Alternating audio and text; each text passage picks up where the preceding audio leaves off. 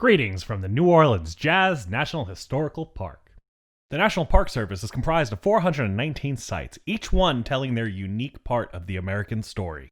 Here, we tell the story of America's greatest gift to the world, jazz. At New Orleans Jazz National Historical Park, it is our mission to enhance the understanding and appreciation of jazz music. We accomplish this through workshops, educational programs, and of course, musical performances.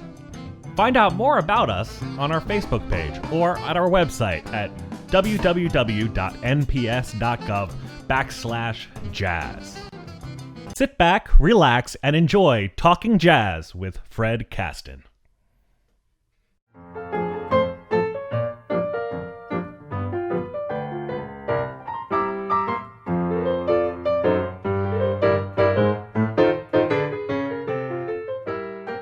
You did grow up in East Rutherford, New Jersey. Is that right, Kris? I did. Yes. Were you interested in music? Did it come to you, an interest in music come to you early? As long as I could remember. My oldest brother played piano. And I remember watching him as a kid and being kind of amazed by it. And my mom, neither of my parents were professional musicians, but I'll blame this all on my mother. She's used to it, right? She's used to it.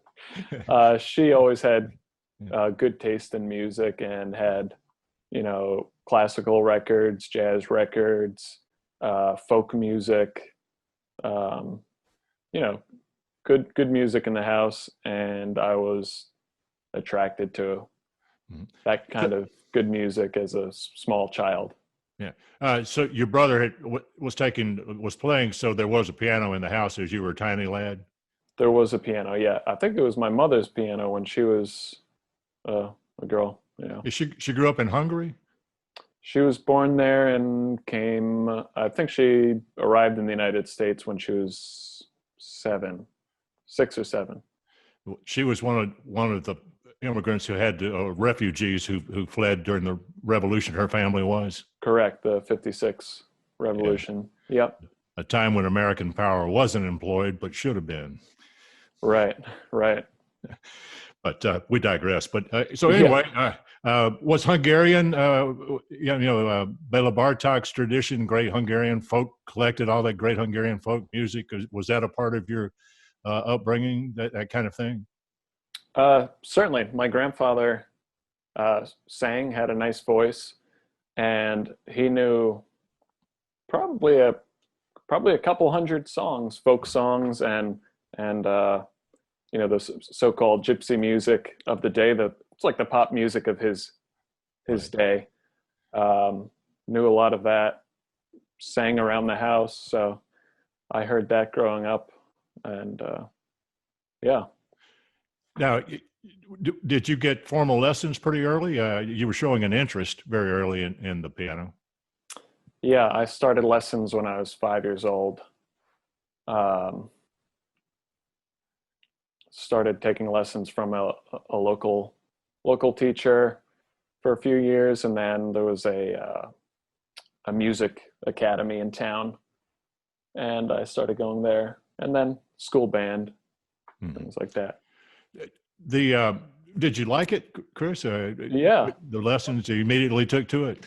I did. I liked practicing. I liked playing the piano.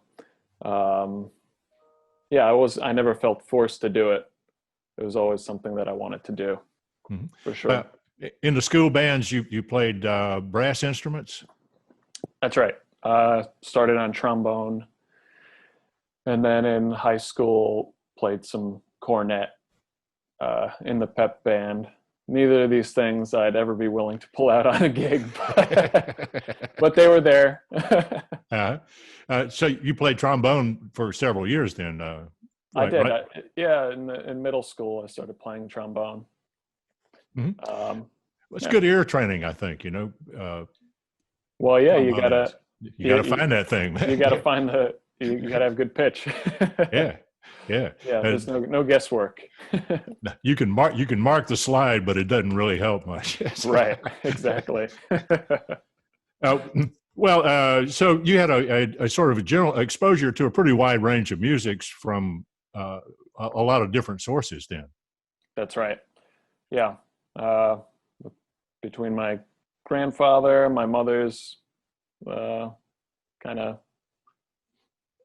eclectic collection, and then me going down the rabbit hole with ragtime and jazz at a fairly young age. Yeah, there was a lot. How'd you get turned on to ragtime? How did that? What brought that to your attention? Like every kid learning the piano, you learn a Joplin rag at some point, and of course, the one that we all learn is the Entertainer, right? Right. And Maple Leaf Rag.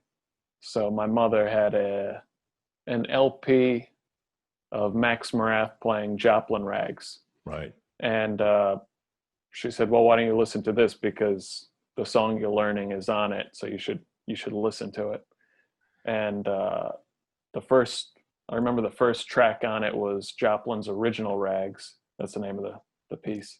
Right. And that record must have gotten worn out. I love that record.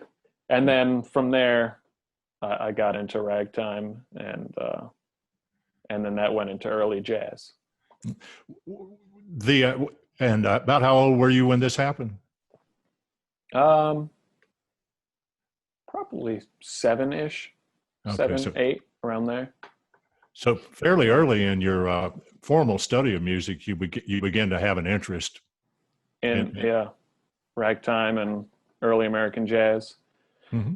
And it was really going to a CD store and asking the guy behind the desk if he had any Scott Joplin, and he didn't, but he had a collection of early New Orleans jazz, Jelly Roll Morton, King Oliver, and all that. And he said, "Well, why don't you try this?" And that's kind of what took me to the next step chronologically.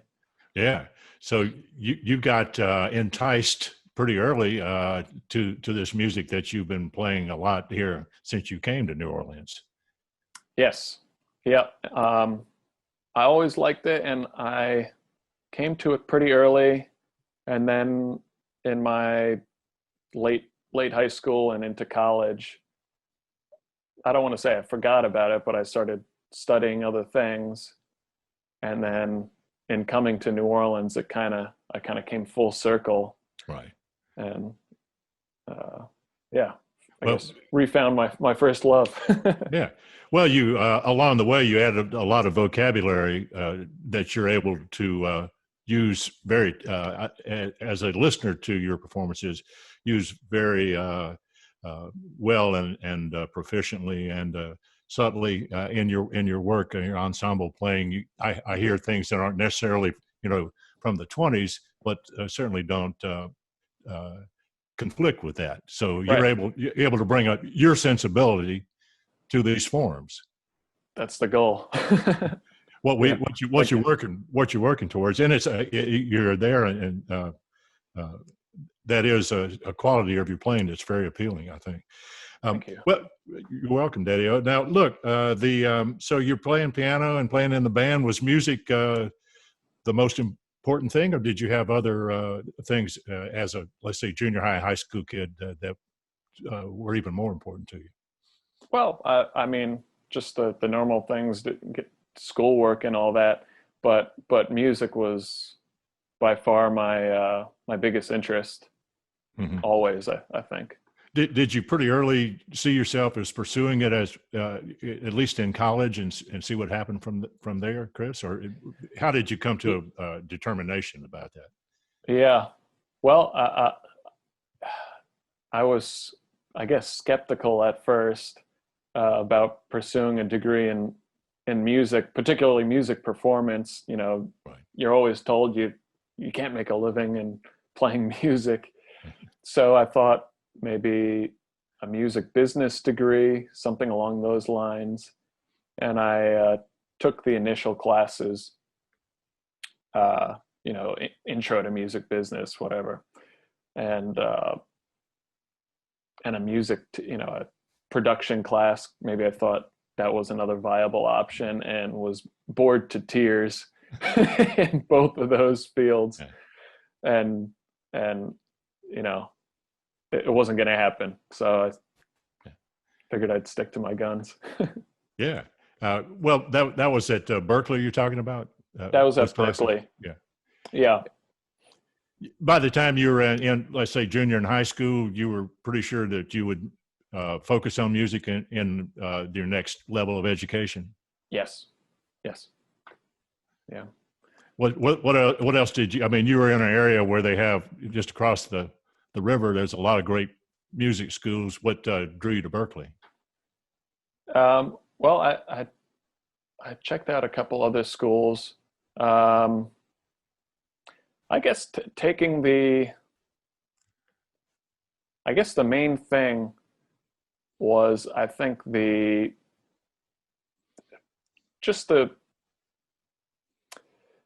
how do I say it? It's almost like the competition can drive you, right? It's a big school, lots of students, lots of good players.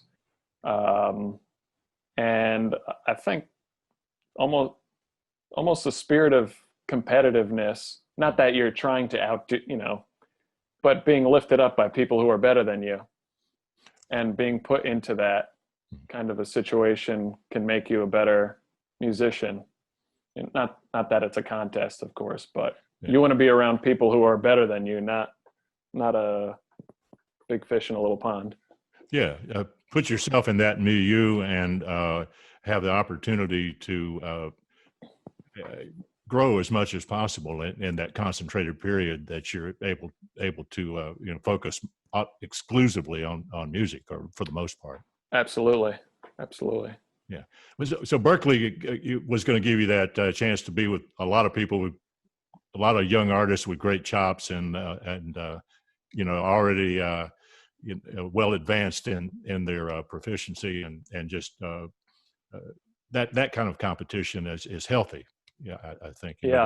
Be surrounded by people who are, as you say, a little better than you, or maybe in some cases, and gives you something to aspire to, particularly as you move through the courses. For sure, and all the and a great variety of teachers as well, of course. Right. Yeah. Did you play with other folks your age back in high school before you got to Berkeley? Were you trying to play or play any solo piano, like ragtime festivals, that kind of business? I didn't play any festivals. As far as musicians that were my peers in my age group, my senior year in high school, I had a little jazz band of there was a program in Newark, New Jersey, a Saturday morning jazz program, and got to meet other kids who had similar interests and play together. And then also in high school, and even a little bit before high school, playing with some older musicians. My folks would go to South Carolina in the summers for vacations, and where they vacationed was a really great jazz club that's still operating, the Jazz Corner, and they would have a traditional jazz jam session every last Sunday of the month. So I'd go sit in with older musicians in that setting. That's Hilton Head? Hilton Head, yep. Yeah. I think that's where Mose Allison spent the last few years of his life. That sounds right. He would turn up at the Jazz Corner fairly regularly. Yeah. And Ben Tucker was down there, the bassist, Ben Tucker. Right. Yeah. Quite a few people. Yeah. Beautiful place. Yeah. So you got a chance to play with some veterans, even at that relatively tender age. Yeah. There was even one of the guys was a tenor player named Van Kelly. He had played in the Billy Eckstine Orchestra. Wow. Back in the day, and I think at the time that Charlie Parker and Dizzy Gillespie were going through the band, were in if the I band. remember correctly. Yeah. So there was a few people in there who really played with some of the big names. Now, at some point, you came in contact with the great pianist and composer Barry Harris. That's right. How did you connect with Barry? Well, Barry still via Zoom now Yes. is still conducting his weekly classes at 90 years old. Wow. But a friend of mine at Berkeley pretty early on, because I was into some of the bebop piano players like Red Garland and Bud Powell and those guys, and suggested, well, why don't you check out Barry Harris? And I really got turned on to his records, and then found out about his teaching, and his class is open to whoever wants to go every week. So it was nothing for me to attend the classes, just show up, and I'd take the Chinatown bus from the Boston Chinatown to the New York Chinatown, take the class, and crash at my older brother's place in New Jersey. So that's how that happens. Wow. And how many people were taking advantage of Mr. Harris's opportunities there? Happy to say quite a few. He'd teach 3 classes, a piano class on harmony, then he'd teach a class for singers to learn a standard, and then all instruments for an improvisation class. So he'd get quite a few people in there over a 6 hour, I think it was 6 hours he'd just teach straight. Wow. Yeah. Something else, man. And I say just a great composer also, as well as a fantastic pianist. Great. Yeah, I certainly think he's one of the great minds and players. And hearts, obviously, And heart. Yeah. Absolutely. Yeah. Did you go straight through Berkeley and once you settled on piano performance to get a BA? Yep. Actually, the degree I ended up getting was kind of a general sounding degree, just called professional music. Right. So I just had a focus in jazz performance and teaching, because I thought I might teach later, perhaps, something to fall back on. But yes, went through Berkeley with that. Did you get a chance to play much in the Boston scene there when you were up there, Kris? I mean, I know you're busy in school, but did you have opportunities outside of school to play there?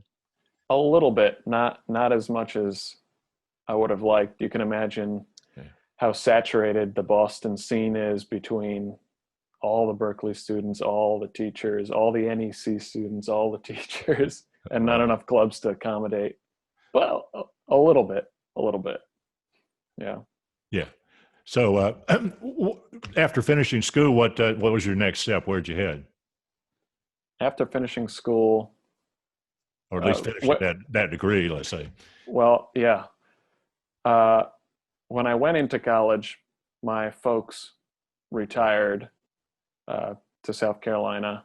So after I finished school, I spent a little less than a year in South Carolina to work, save up some money, and then I moved to New Orleans.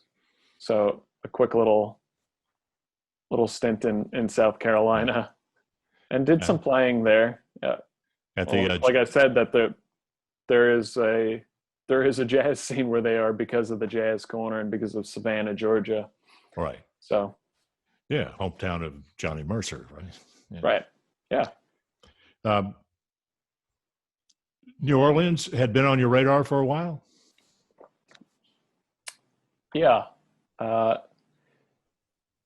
had a friend at Berkeley. You might even know him. He lived in New Orleans for a while. Sam Wiseman, drummer. Yeah. He's since moved to Nashville, but he came to New Orleans before me and went to UNO, and he knew I was looking for a master's program to go to or a scene to fall into. and he roped me into this. So, and I'm still here. Came down here for a minute, and here you are. Yeah, Yeah. right. Seems to happen to a lot of people. Yeah, there's every year there's any number of people who come for either Carnival or Jazz Fest and never leave. Never go back. Never back home. Yeah. So yours wasn't exactly that immediate, but it was pretty close, right? Yeah, right.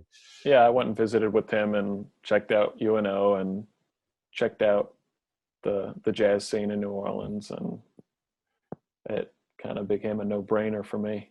Right. Now, what year were you at UNO in the master's program?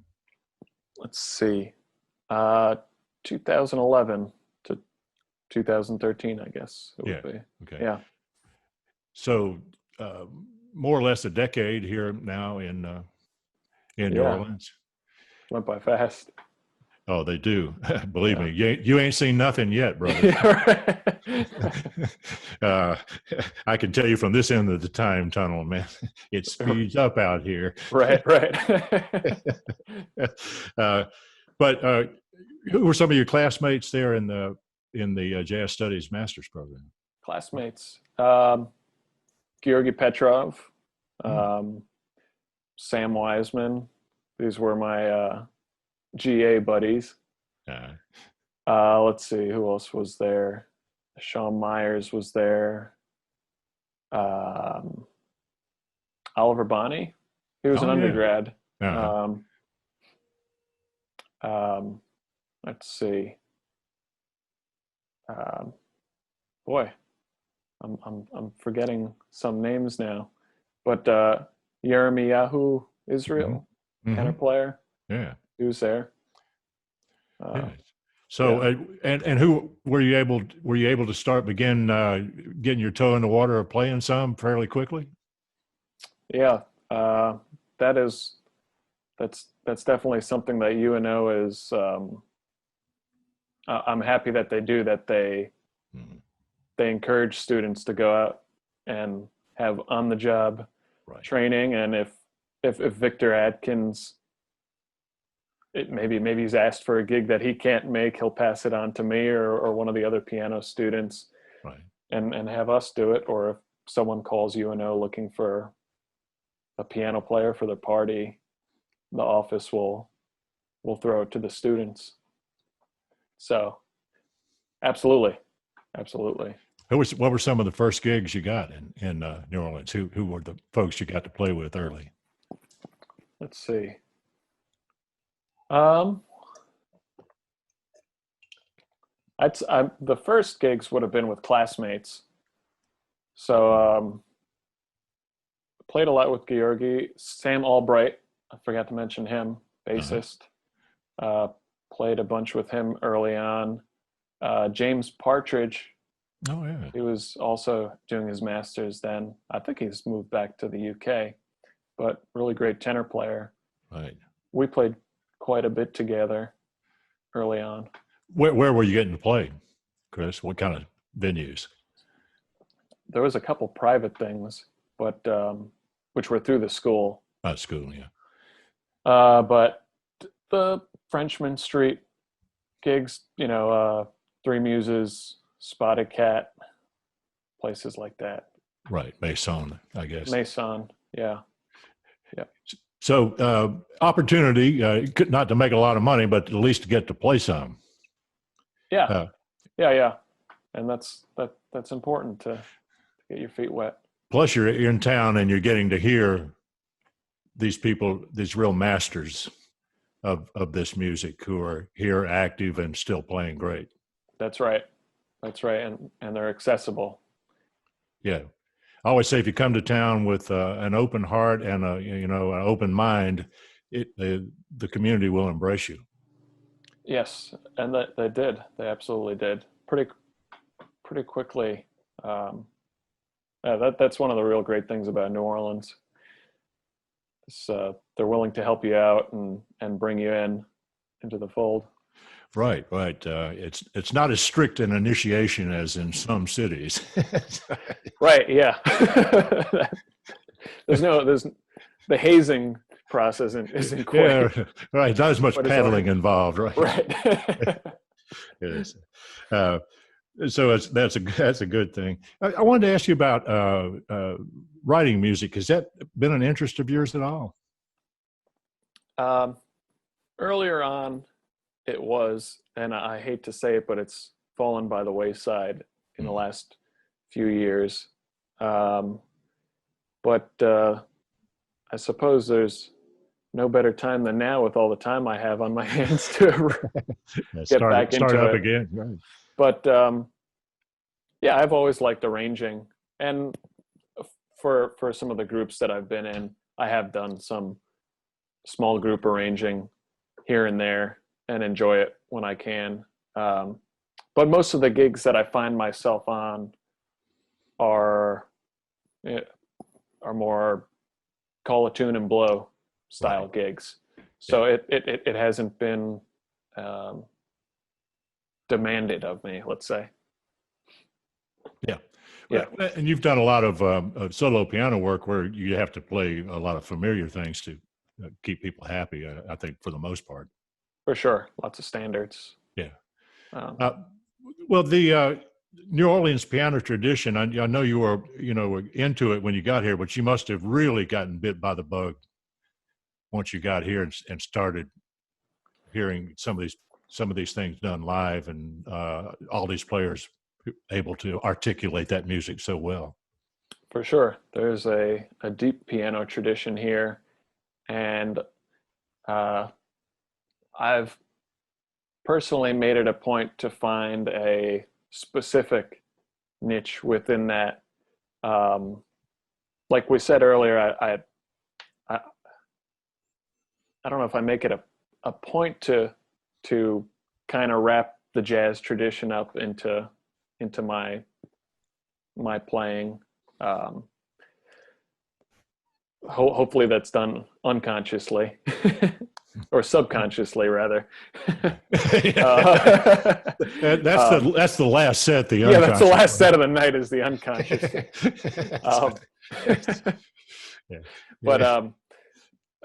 But in terms of New Orleans, specifically New Orleans music, I think I have made it a point to stick to a certain area of it because it is so wide.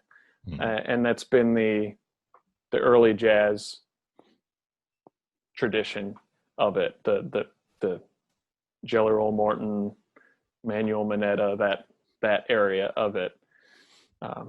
Right. Well, you can even go back a little to the 19th century, and the tradition begins back there with blanking on the Gottschalk. Lou Monroe Gottschalk.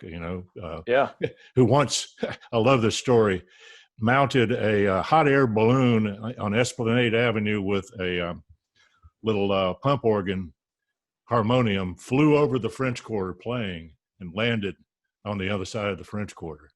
Wow. I haven't heard that. I want you to try that, man. Unfortunately, I'm afraid of heights, so I don't think you can see it happen. Yeah, fly low. But from Gottschalk on, we've had that strong piano tradition.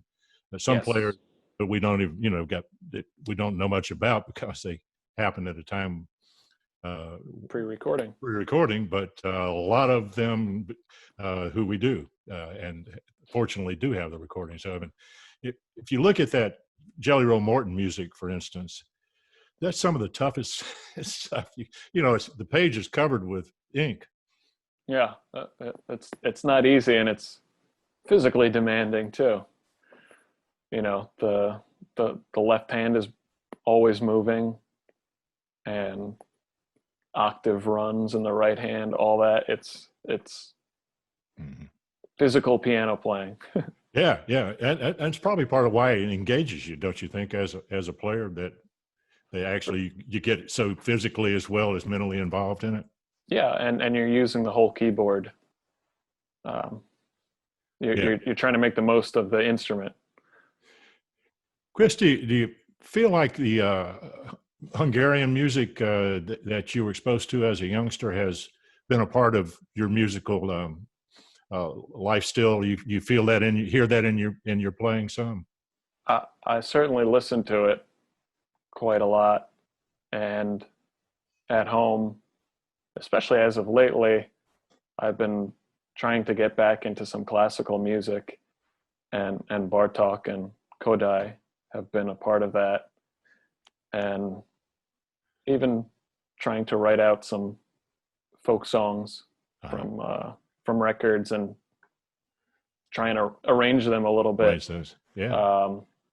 I might not play those at the Spotted Cat, but or anywhere, but Yeah. but yeah, I think it's an important part of my musical self. Yeah, I think it probably colors your choices as you do your soloing or your harmonies. I expect that there's some element there that is distinctive and helps add to what sounds like. I think in you. Yeah, and in broad terms or aesthetics, I think there could be something that carries over. It's lyrical music and kind of romantic sounding music. So hopefully maybe that carries over in some way. Mm-hmm. One of the things that you've done some, and I hope I get to hear you do again, is playing Jason Marcellus's Benny Goodman Quartet ensemble. That is tremendous fun. That's great music, and people really respond to that. Yeah, we just did a live stream last week, actually, that we broadcast. Yeah, Jason, the way that all started is kind of interesting. Jason and I, of course, the Benny Goodman Quartet is a bassless quartet, right? And the first time I got to play with Jason, he was playing drums, and there was a trio gig at the Playhouse, and there was you might remember Roman Skakun. Oh yeah, Vibes player. Vibes player, yeah. Yeah, he had a gig there, and couldn't find a bassist, so he played vibes, I played piano, and Jason played drums. That's the old Benny Goodman trio, yeah. Sort of. And I think I've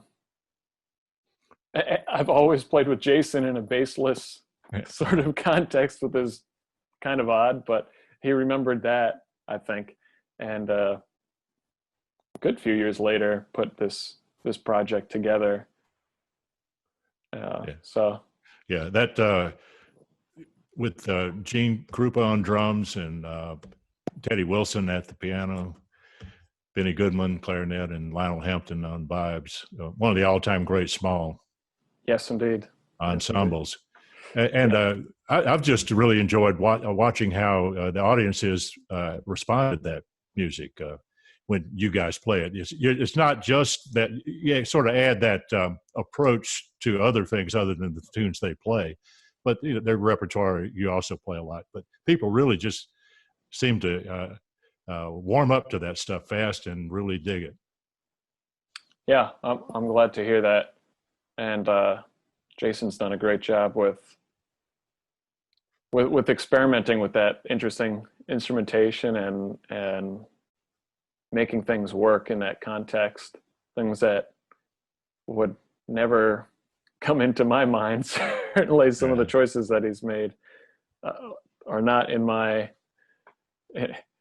not in my universe even, and he makes it work. Yeah, even better, makes it work, right? Well, you've done a lot of trio, bassless trio drums, a lot with Hal Smith, and then a third, but usually a horn partner, but some kind of, could be a guitarist as on occasion.